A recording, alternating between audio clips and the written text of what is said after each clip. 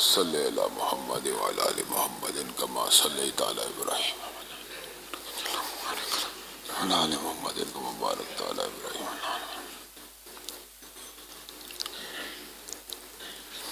ان الحمد للہ نحمده ونستعینه ونستغفره ونؤمن به ونتوکل علیہ ونعوذ باللہ من شرور انفسنا ومن سیئات اعمالنا من يهده الله فلا مضل له ومن يضلل فلا هادي له واشهد ان لا اله الا الله واشهد ان محمدا عبده ورسوله.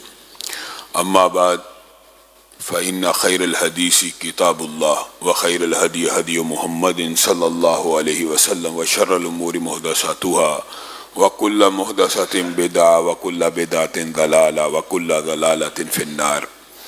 اعوذ باللہ من الشیطان الرجیم. لقد کان لکم فی رسول اللہ اسوہ.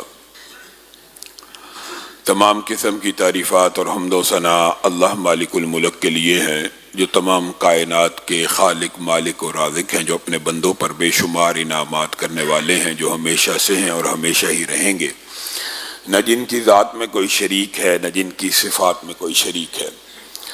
حمد و ثناء کے بعد لاکھوں کروڑوں درود و سلام ہوں اس ہستی اقدس و مقدس پر کہ جن کا نام نامی اور اسم گرامی حضرت محمد رسول اللہ صلی اللہ علیہ وآلہ وسلم ہے، جنہیں تمام کائنات کا ہادی، رہنما، مقتدی، پیشوا، رہبر، امام بنا کر بھیجا گیا اور جن کے قلب اطہر پر اللہ رب العزت نے اپنی آخری کتاب حمید کو نازل فرمایا. حمد و ثناء اور درود و سلام کے بعد لاکھوں رحمتیں ہوں آپ کے صحابہ پر، تابعین پر، تبع تابعین پر، واعظین، مبلغین، محدثین، مصنفین پر کہ جن کی وجہ سے اسلام ٹھیک اور مکمل حالت میں ہم تک پہنچا. معزز سامعین گرامی قدر، گزشتہ خطبے میں یہاں پہ ہم نے اپنی بات کو ختم کیا تھا کہ رسول اللہ صلی اللہ علیہ وسلم نے اس مچھلی کو کھایا بھی اور کہا یہ اللہ کی طرف سے تمہارے لیے بندوبست کی گئی ایک خوراک تھی، اگر تمہارے پاس موجود ہے تو مجھے بھی دو. تو صحابہ نے جو اس کو جمع کیا ہوا تھا رسول اللہ کی خدمت میں پیش کیا تو رسول اللہ صلی اللہ علیہ وسلم نے کھا بھی لی. اور یہ تو ویسے بھی رسول اللہ صلی اللہ علیہ وسلم کوئی عمل ایک مرتبہ بھی کریں تو اس کا جواز، اس کا سنت ہونا ثابت ہوتا ہے. ہاں یہ بات درست ہے کہ کئی مرتبہ عمل استحباب پہ دلالت کرتا ہے، کئی مرتبہ ایک دفعہ کا عمل واجب ہونے پہ بھی دلالت کر دیتا ہے، کئی دفعہ ایک دفعہ کا عمل فرض ہونے کے اوپر بھی دلالت کرتا ہے، اور ایک دفعہ کا عمل کم از کم جو شرعی مسئلہ، فقہی مسئلہ ہے، ایک دفعہ بھی رسول اللہ صلی اللہ علیہ وسلم عمل کریں تو وہ کم از کم جائز ہوتا ہے. یہ بات آپ نے سمجھنی ہے. مختلف مراتب ہوتے ہیں. ایک دفعہ حج کیا ہے اس کا یہ مطلب نہیں ہے کہ اجازت ہے، فرض ہو گیا.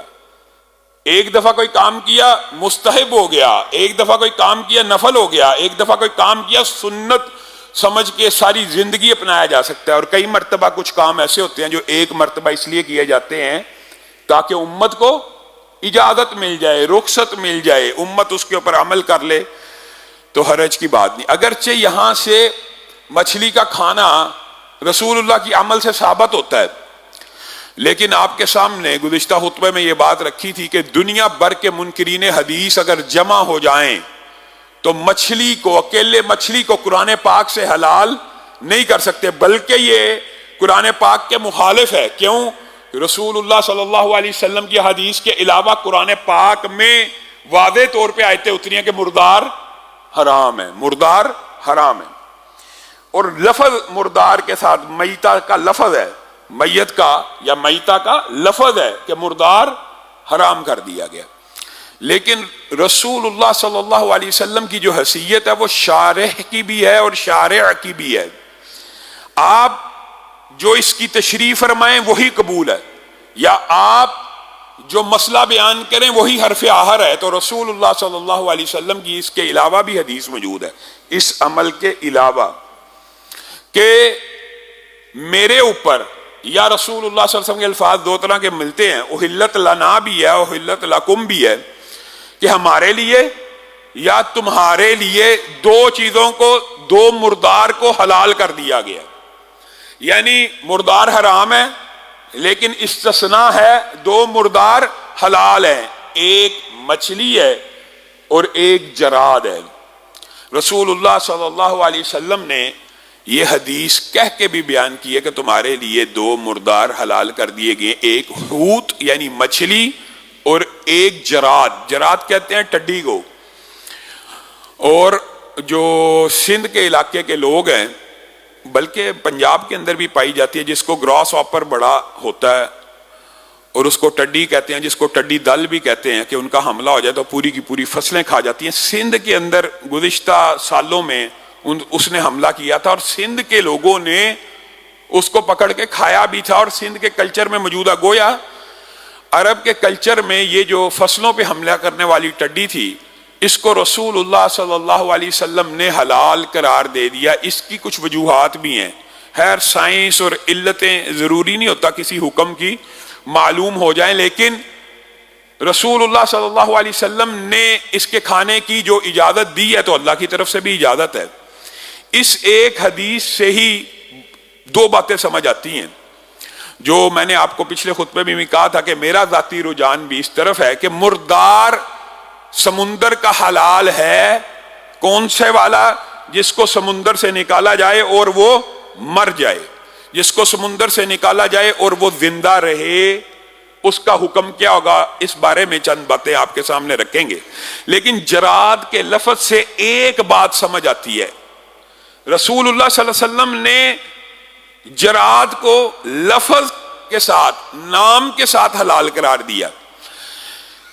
اس سے بھی ایک فقہی کلیہ نکلتا ہے کہ جب کسی قبیلے کے یا کسی کنبے کے یا کسی فیملی کے ایک فرد کا ذکر کر کے یا ایک جنس کا ذکر کر کے حلال قرار دیا جائے تو آٹومیٹیکلی باقی اجناس کیا ہو جاتی ہیں؟ حرام۔ ہاں، کیونکہ ایک کو حلال کیا، اگر وہ پہلے سے حلال تھی تو حلال نہ کہا جاتا، حلال کہا گیا، اس کا مطلب ہے باقی حرام ہے۔ تو یہاں سے ایک کلیہ یہ بھی نکلتا ہے کہ حشرات الارض جتنے بھی ہیں سارے حرام ہیں۔ حشرات الارض میں سے رسول اللہ صلی اللہ علیہ وسلم نے صرف ایک کا نام لے کے ذکر کیا، گویا یہ مکھی، کیڑے مکوڑے، یہ ساری چیزیں جتنی بھی ہیں، چاہے آپ کو کوئی کیڑا ایسا لگتا ہے یہ جی گندگی نہیں کھاتا، یہ جی بڑا صاف ستھرا، نہیں، حشرات میں سے صرف جراد حلال ہے، باقی سارے کے سارے حشرات حرام ہیں۔ یہ کلیہ ہے۔ اور البتہ آپ کو پتہ ہے چند استثناء اور چند علماء کا موقف کچھ فرق بھی ہوتا ہے۔ بعض علماء یہ کہتے ہیں جی خبائث جو ہیں وہی صرف حرام ہے وغیرہ، لیکن راجح موقف یہی ہے کہ حشرات سارے کے سارے حرام ہیں الا جراد کے، اور جراد کے حلال کہنے سے باقی حشرات خود بخود حرام ہو گئے۔ یہ تو ہو گیا حشرات الارض کا مسئلہ۔ دوسرا مسئلہ یہ ہے کہ جو زمینی جانور ہیں، بات آئی ہے اس لیے اس بات کو بیان کر رہے ہیں، اور یہ کلیہ اور یہ فائدہ مند ہوتی ہے انسان کی پوری زندگی کے لیے۔ جو زمین کے اوپر بری جانور ہوتے ہیں، بری جانور، ان کا کیا حکم ہے؟ رسول اللہ صلی اللہ علیہ وسلم نے بری جانوروں کے بارے میں ایک کلیہ بیان کیا۔ رسول اللہ صلی اللہ علیہ وسلم نے فرمایا، اس کا مفہوم آپ کے سامنے رکھ رہا ہوں، کہ ہر بری جانور حلال ہے سوائے ذی ناب کے۔ ہر بری جانور حلال ہے سوائے ذی ناب کے۔ ذی ناب کس کو کہتے ہیں؟ انگلش میں اس کو کارنیورس کہتے ہیں، اور اردو میں آپ کے معروف ہے کہ یہ دو جو نکیلے دانت ہوتے ہیں، دو نکیلے دانت انسان کے بھی ہوتے ہیں، آپ جانوروں کے دیکھیں، یعنی جس کے پوائنٹر بنے ہوئے ہوں اور بڑے نوکدار دانت ہوں، وہ جماعت کو لپیٹ دیا گیا، اس جماعت کو بند کر دیا گیا۔ آپ نے کبھی تاریخ انسانیت میں یا سیاست میں ایسا دیکھا ہے کہ کوئی پارٹی اپنے عروج کے اوپر اور اس کو بند کیا جائے؟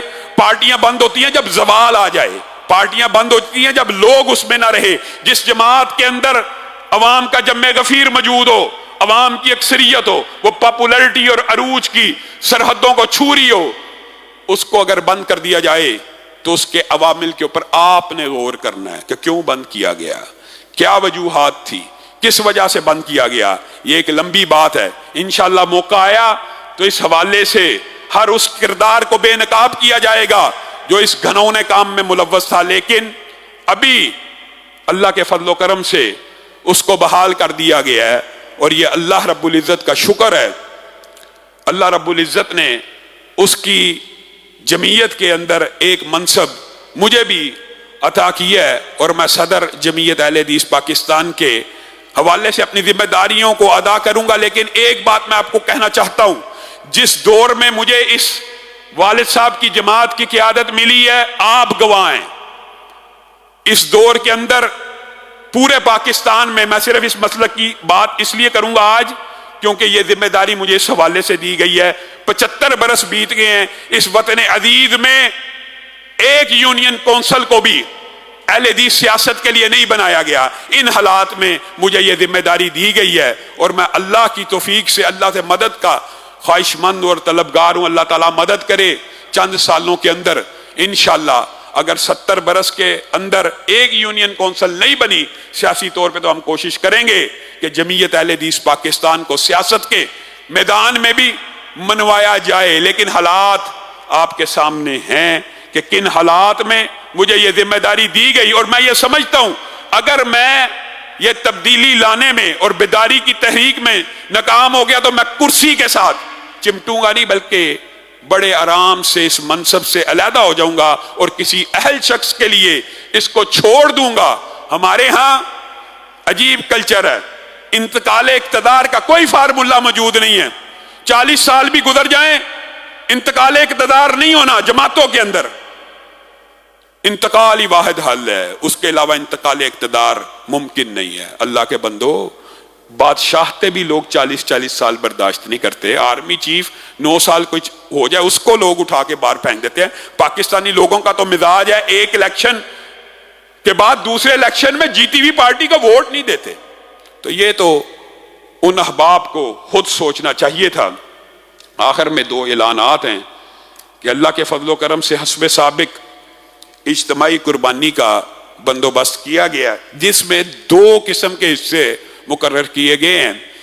ایک نارمل جانور کے لیے 23,000 روپیہ فی کس کے حساب سے گائے کے اندر، اور ایک بڑے جانور کے اندر 25,000 روپیہ فی کس کے اعتبار سے۔ دوسری بات یہ ہے کہ حجامہ کیمپ لگا ہوا ہے، جو ساتھی حجامہ کروانا چاہیں وہ کروا سکتے ہیں۔ سبحان ربک رب العزت عما یصفون وسلام علی المرسلین۔